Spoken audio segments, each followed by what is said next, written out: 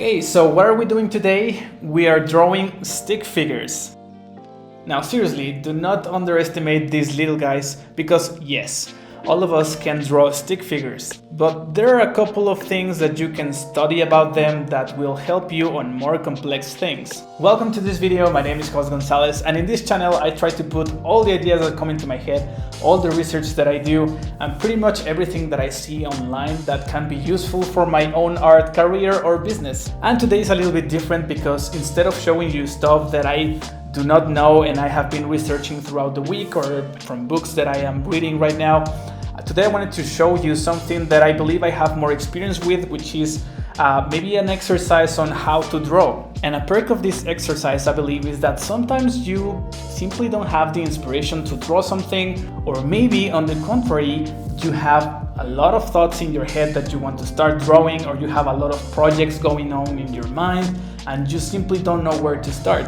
And I believe that drawing stick figures or doing these sort of exercises help you to keep improving your art skills without giving this too much thought. So let's begin with our exercise using a photo as reference of a simple pose, just a man standing. Now, before we even start drawing, I think that we can take a minute and analyze this image.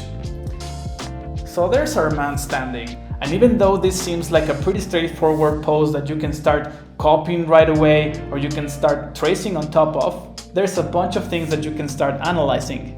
So for example, maybe your eyes could start analyzing the entire image and maybe compare the size of the entire frame with the size of this guy just to study its composition. Another thing that your eyes could be analyzing is maybe to compare the size of the head with the rest of his body just to see how tall this guy is. Another thing that your eyes could be moving forward is that, let's say that you're drawing another character that you're studying, maybe clothing, and you could start analyzing how these little folds are just behaving whenever you have someone standing. Or you could go even smaller and maybe you're studying how the occlusion happens here on the side of the lips or on the mouth, like how does that behave when someone's smiling. Maybe you could start analyzing that without even start drawing. And the list goes on and you could be analyzing anything that you want from this. But in today's exercise, what your eyes could be focusing on is to analyze and locate the major sections of the body. And for that, I am going to create a new layer here just to have a better way to show this. Lower the opacity so that you can see my drawing a little bit more clear. And let's start to analyze how can we break this down.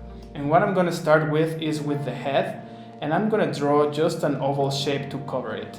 It doesn't have to be perfect, you can give it several goes. What I don't want you to do is to maybe start focusing on leaving like the perfect shape here of the head or something, but rather I think that it's important that you start loosening up your hand and your wrist and maybe just start doing shapes that even though they're not perfect, like you're seeing all of these shapes there, or maybe you could go even bigger or something, and it doesn't really matter right now. I think it's more of you to like maybe just practice doing this as instead of like these little hairlines, for example. Don't focus too much on that. Right now we're just analyzing and separating these major sections of the body. So that's the head right there. Now the next section could be the portion that covers from the ribs to the shoulders here. And of course right now we have a t-shirt, it's not really clear and it doesn't have to be accurate again, but just have something that maybe just covers that main portion of the body. Another one could be the hands. Again, I'm not even gonna bother doing like really accurate hands. And next is going to be the feet, same thing. Just gonna do like a shape that resembles the feet right there. And the last portion that I'm going to be representing here is going to be the hips, and I'm going to do it with a box shape. You can either do that or maybe do like an oval shape, whatever you prefer. In my case, I prefer to use a box shape here. So that's our main sections of the body right there. Now let's start with drawing the joints that is going to basically connect everything together. And the major joints are going to be the shoulders, Then we have the elbows. Then we have the knees. So that would basically cover all the joints. And now let's start connecting everything together. And I think that the most important line that is going to start connecting everything is going to be the spine. And the spine basically just, I'm gonna draw it here with a thicker line here, just to represent it. And why is this more important than maybe, let's say, this line right here? It's because this spine, you will see in other poses, once we get to poses that are more complicated, this is going to dictate a lot of the flow or the intention of the pose itself.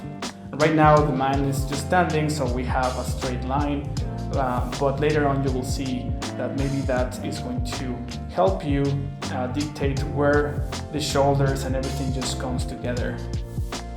Now let's just continue to join everything else. Here, let's see, here, and here. So that could be our final stick figure, but before we finish this, I want to include a couple of lines more.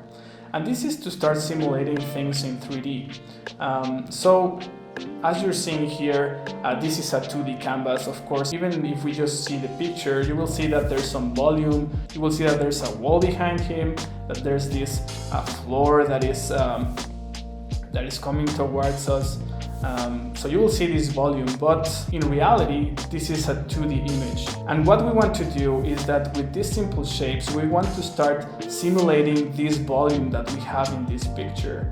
And a way to do that is to just start including these sort of lines, like for example this one, this could be the center of the head, and this could be the line for the eyes.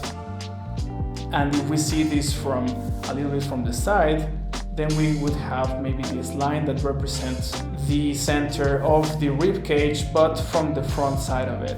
So let me just make a quick exercise as to how we would see this if we were pointing from an angle, maybe from this side. So we would probably see again the shape of the head in this simple oval shape, and we would have the center of the head here, and the eye of the lines there, and maybe the rib cage. We would see maybe like a more flattened portion of it, and maybe the spine would look something like this. I'm gonna mark this again a little bit thicker just for you to notice that better. And then the rib cage from the front, maybe we can see something like this. So again, this is all in the 2D realm, but drawing these lines is going to help us to simulate some sort of volume or 3D into our drawings. So the more you can include these lines in your drawings or your stick figures, the better your brain is going to interpret these sort of things for future exercises. So yay, this is how our stick figure looks so far.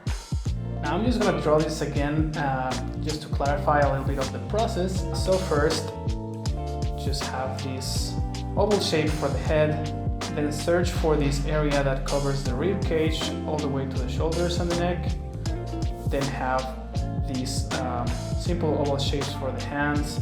Have these the same for the feet. Have a box shape for the hips, and then locate the main joints, which are the shoulders, the elbows, the knees, and start joining everything together. So these and other exercises are based in how I learned how to draw through my studies, books, jobs, and what very talented and super cool people decided to teach me through my years in this career.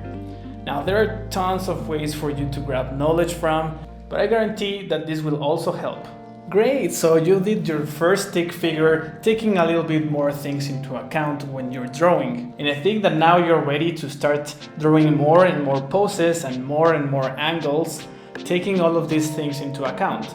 Now you will see that the more poses or the more different poses that you draw, the more challenging they will become. But challenging yourself to see what happens when you don't see maybe a part of the body because of a pose like this, or what happens when you probably have like a really loose clothing on top and you have to draw what's your best guess of what's going on beneath there. All of these things can add up some difficulty to your drawings, but using stick figures will help you overcome these challenges more easily. Now, I recommend that you use references from real people as opposed to maybe grabbing drawings from your favorite characters or the creative works of somebody else, because I believe that it's important for you to observe reality, see how real proportions work, and then you can start breaking rules. And of course, the internet is an infinite source for you to get all the images that you want. I do recommend that you use sites that are royalty-free, like pexels.com, that you can just search for an image there, like a man standing or people doing exercise. Just type on those keywords and you will have tons of images that you can use without the worry of maybe having copyright issues. And if you want to go even further, I do recommend that you take pictures of yourself or of people that would like to help you to improve your art skills. But I will explain why this is better in just a bit. So by seeing some of these drawings, you probably notice that probably it's not that simple or it's not that easy to draw stick figures. But I think that from my own experience, what you will gain from this exercise, and some of these things will not be gained even consciously. First, I think that this will help you to lose the fear of a blank canvas. I mean, these are stick figures, so you can just go as wrong as you can with these guys, right? Plus, you're using pictures right now. You're tracing on top of pictures, so you don't even have a blank canvas from the start. You will have a guide that will help you with this. Second, as I said before, this will help you to loosen up your hand, to stop doing these hairy lines, to have like some fear that if you don't do this really precise stroke in your drawings, everything is going to be ruined. So by doing stick figures or really simple shapes, even if they are not perfect, doing this sort of flow movements, this will help you loosen up your hand, which will be really important later on. The third thing is that you will be challenging yourself to draw more complex poses. I think that sometimes we fail in a comfort zone where you just draw like maybe bodies from the front, or maybe you're drawing portraits either from the front or from the side or maybe 3/4, and that's about it. Like you just want to perfect those drawings, and by having these pictures as reference, this will challenge you to actually do more and more different poses, and your eye will be trained for you to take on different challenges and not just go with one thing all the time. Now, a fourth thing that I think this is going to help you with is to be able to analyze and simulate things in 3D. Like I said before, like just including these couple of lines will be really helpful just to start simulating. And of course, in later exercises or later drawings that you do, you will need to simulate this in more complex ways. But just by starting with these simple lines, will start to train your eye to look for these 3D volumes, even though you're just drawing oval shapes or sickle shapes or box shapes. And finally, what I also mentioned earlier is that this will be really good for you if you start implementing searching or gathering your references in your workflow. Because using references is often seen as cheating, and I believe that this kind of exercises let you see that it actually is more research and adds up to your skills as opposed to being an easy way out. Believe me, most of the times when you're not using references, it's not because you're saying something like, I am going to figure out this really complex pose of these hands, searching through the depths of my mind until I remember exactly how it is so that I can call myself a true artist. Most of the times it's actually because we are too lazy to just grab our phones and maybe take pictures on somebody else or your own hands, and actually take the time to study those hands, figure them out, and then implement them in your drawings. So yes, I believe that either taking pictures or doing your research online to figure things out actually adds up, and I believe that it makes you more responsible for your own creations. Okay, so we are done. Thank you so much for sticking around. This was a long video, but lastly, maybe you're wondering how many of these poses should I be drawing every day or something like that? And the answer to this question is basically, how much time do you have to spare on this? Because you can probably take maybe 10 minutes every day and draw, say, 5 poses, or maybe you can spend like a full hour drawing like 30-40 poses, or maybe you can go insane and maybe draw 100 or 150 poses every day. I think that any of these scenarios will help you. It is up to you to decide at which pace you want to do that. The only thing that I do recommend is that whenever you're spending time on this, you actually have your 80 to 100% attention into this. Because let's say that you only draw one pose and maybe you're kind of distracted while you're doing this. I believe that whenever you pick this up again, maybe like 2 or 3 days after, you will most likely start from the beginning again. So I think it's just that, like maybe just if it's gonna be 5 or 10 minutes, just have as much attention as you can, and that's it. Anyway, that's it for this video. I hope that you like it. Let me know in the comments below if this is the content that you would like me to continue doing, as this will be really helpful for me. But mostly, I hope that this video was really helpful to you. I'll see you in the next one. As usual, Buba coming in 3, 2, 1.